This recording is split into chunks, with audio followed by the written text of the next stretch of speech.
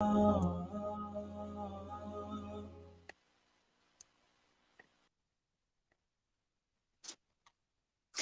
is at 12:32. You are listening to the Mid-Morning Talk on Salam Media with Imar Mkonda. So it has been 27 years and we are here. Many of us who call ourselves the lost generation find it hard to believe that we have inherited what we have today with the current political climate. It is time we as citizens, if this country unite and bring back truism to a rainbow nation that needs to be firstly neutralized, oxygenated, and industrialized. That's an excerpt from the address by the president of Active Citizens Coalition, ACC, Imtiaz Syed, who is joining me on the line right now to tell us more about the Active Citizens Coalition. Assalamu alaikum warahmatullahi wabarakatuh. Shukran for joining me. Wa alaikum salam wa rahmatullahi wa barakatuh. Yes, so the Active Citizens Coalition was born out of a grouping of like-minded individuals that started out in the space about 10 or 11 years ago. As we came through the trajectory of taking care of safety and security, we found that there was a great miscommunication in terms of exactly what you should be getting in terms of service delivery, and therefore we're in this space right now. Right now, why do you call yourselves the lost generation? So ultimately we felt, and we aged anything between 30 and 45 years old in our groupings, we felt that when the liberation movement was happening, and let us be clear on our stance in terms of this, the liberation movement was fought by many, many different organizations and individuals. And through that very nature, the ANC had become the recipients of the liberation movement, right? So when the liberation and the struggle movement was happening, most of us were basically in school or in pre-primary school, whilst our parents were very busy with commerce and trying to get ahead in life. And as we came into 1994, we were totally unaware of exactly what was happening in terms of governance, politics, and what's the direction in terms of what we do moving forward. That had lapsed over a period of 10 years. We're in, just like our parents, we started getting involved in businesses and doing all of those things. And through that very engagement, come around about 2014, there was a sudden realization that there was something that was a problem. And back then, ultimately, the issues were crime, and service delivery cannot be divorced from crime in itself, because the highest level of service delivery would be your safety and security over and above everything else. So we discussed ourselves completely in that space. We went into it, and we feel that we had a plan, or we've got a plan currently in terms of taking care of community safety. We then moved very quickly into trying to get an understanding of where did we lose focus, and why did we not move ourselves in terms of succession in the political climate, and therefore we are where we are right now. So why should people vote for the ACC? What have you done to gain people's confidence enough to vote for you?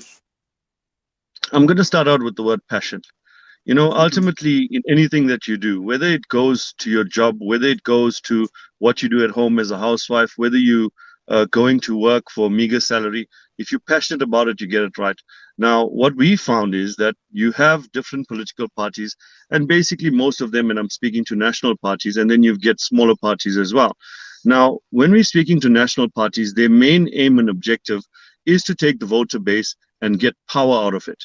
Power does not deliver services. And that's the problem that we found is happening, wherein political parties are just there for the power, to say that we are all powerful and we'll do whatever we want to do in the interest of a minority. And when I speak to a minority, we might be speaking to a party that currently represents a majority, but it's only in their own interest and in their cabal that things get delivered and things get done. And that became a cause for concern for us, where we said that there needs to be multi-organizational skills and multi-organizational organizational collaboration in terms of moving an entire country forward, and not just particular parties based on their objectives and their intention as to what they want. So we're not here to fight for power. That's not what we want. This is local government. And local government has nothing to do with power. It has to do about electing councillors within your ward to deliver services to you where you need it the most and nowhere else. So ultimately, we feel Even though there might be national government elections and provincial government elections, we need to understand the separation and the divorce between the two. Why do we have LGE separately from those two? Because for us, everyone considers national government and provincial government the biggest thing and the biggest election, and every party moots for that, right? But no one considers the fact that at local government, it is where you and I, the normal citizenry, gets the most amount of services delivered, or supposed to get the most amount of service delivered. And we don't pay any attention to that, and we don't give focus to that, because all the big parties do is that they want to take you as voter fodder, get their numbers from you, and take control over municipalities so that it can push their agenda coming for the national and provincial elections. And that's a cause for concern for us. All right. And why is it important for people to go to the voting stations and to cast their votes? So very simply put, within eThekwini, and by design, Active Citizens Coalition is only running within eThekwini. We're not in the entire province, nor are we in the entire country. Why? Because we felt that we needed to do a proof of concept. If we can't get local government right, then we're not doing anything right. We need to start educating people about the importance of it, and we got to do it in a small way where we make a greater impact instead of trying to achieve a massive goal which is unrealistic. Right now, let us go into voter apathy and let's speak to it within eThekwini. And a lot of people will come onto your channel right now and say the numbers aren't correct. But I'm going to give you a hypothetical understanding. There are 111 wards within eThekwini. In those wards, there are anything between 33 to 35,000 people that live there. From those 33 to 35,000 people that live within a ward, including women, children, the elderly, and everyone, you now have between 15 to 18,000 people that register to vote.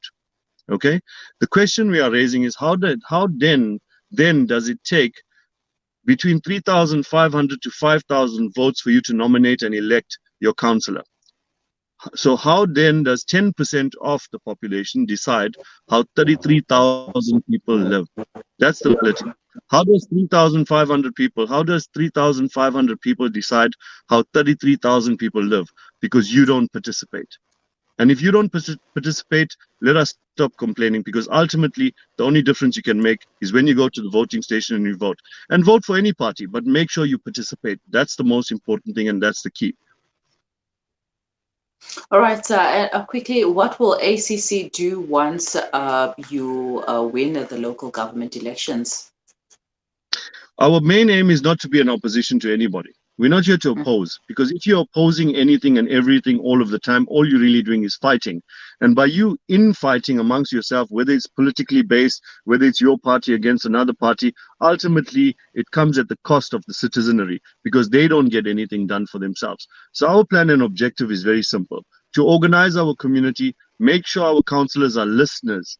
They need to listen. And this is where the problem comes in. When councillors come in, they feel that they automatically become leaders. No, leadership is earned. Leadership is earned through trust. You got to be passionate about what you're doing so that the community now looks at you as a leader and says that this is the person that can actually bring change and bring difference to us.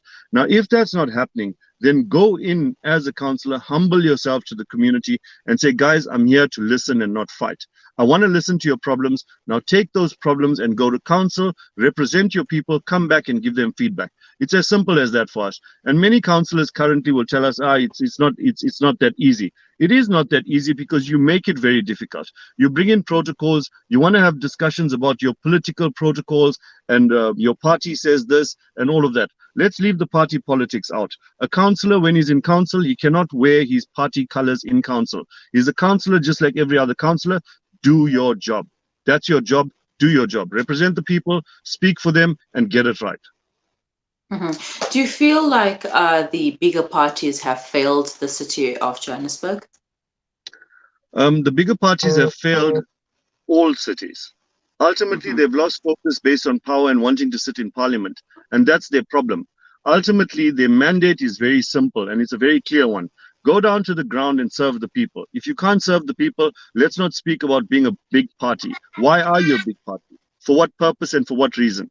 The citizenry needs action and they need delivery of services. They are paid for services and they are non-paid for services. Let's compartmentalize those issues and let's represent people proportionately and respectfully as well. All right. How can people get some more information about the ACC? We've got a Facebook page called Active Citizens Coalition, but you can also look at our sister organizations called Itekweni Secure and Itekweni Outreach. We're very good at understanding the difference between issues. You cannot take a political party and run an outreach program. Outreach needs to be autonomous with like-minded individuals there. Safety and security needs to be taken care of in its own compartment, and there's like-minded individuals, obviously all encompassing within us. Active Citizens Coalition is our political wing of what we stand for, and it now brings in the last aspect of governance change, laws, and all of those things. That's where we are now lobbying to say that through the trajectory of what we've been coming from, we fully understand the plight of the community, and we want to represent them in council, because ultimately, in every organization, including our ratepayers organizations, ultimately you've got to get a councillor that understands firstly your plight and then take your message across. And if the councillors in the current climate are not doing that, then we need to put in our own councillors that already understand our message and take it across. And it's very simple for us. You need to go out, you need to vote, and you need to bring change for yourself on both ballots. All right, so shukran so much for your time and for sharing that with us. Assalamu alaikum. Wa alaikum salam wa rahmatullahi wa barakatuh. Imtiaz Syed, the president of ACC, the Active Citizens Coalition. Small parties trying to make a big difference in the communities, and as he mentioned that they only work in the Itequini area, in the Itequini municipality, so they are not a national political party, and they only willing to serve. They only are going to serve the Itequini area municipality at the moment. When the local government elections come, go out there and cast your vote. It is very important for you to do so. I know people have lost hope already for the political parties, and we've seen how the bigger parties humble themselves when it's time for the elections, and it's just promises and promises and promises, and people are waiting for change. People want to see change, and who will you vote for come 1st in November? It is up to you to make sure that there is change in the country, in your local municipality, in your community. So it is up to you to make your mark, to make sure that we have the change that we need. And we are not here to tell you who to vote for. I'm not going to tell you who to vote for. Heck, I don't even know who I'm going to vote for at this point. But I'll probably close my eyes and just make an X somewhere and hope it lands on the right person, or make istikhara, and hopefully that you will have the right decision.